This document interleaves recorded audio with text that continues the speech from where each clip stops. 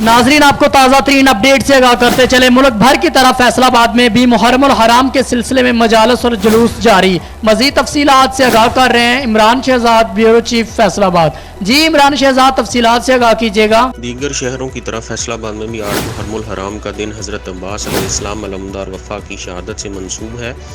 ये दिन हमें शहीद करबला हज़रत अब्बास अलैहिस्सलाम के कटे हुए बाजू और हज़रत सकीना बिन्त अल हुसैन की प्यास बुझाने के लिए पानी ले गए बावफा हज़रत अब्बास अलमदार लख्ते जिगर हज़रत अली अलैहिस्सलाम की याद दिलाता है। इस दिन लोग अपनी मुरादें अलम से पूरी करते हैं। मरकज़ी इमाम बारगाह औज़ा खाना, धोबी घाट और इमाम बारगाह people's colony D ground Hariyawala Chowk में महफ़िलों का ख़ुसूसी अहतमाम किया गया। शुरका ने मौजूद जो शुरका थे महफ़िल में, उन्होंने मास्क वगैरह नहीं पहने हुए थे। SOPs का कोई ख़ास ख्याल नहीं रखा गया था। महफ़िलों में मौजूद शुरका से मुख्तलिफ़ उलमा कराम ने ख़ुसूसी ख़िताब फरमाया।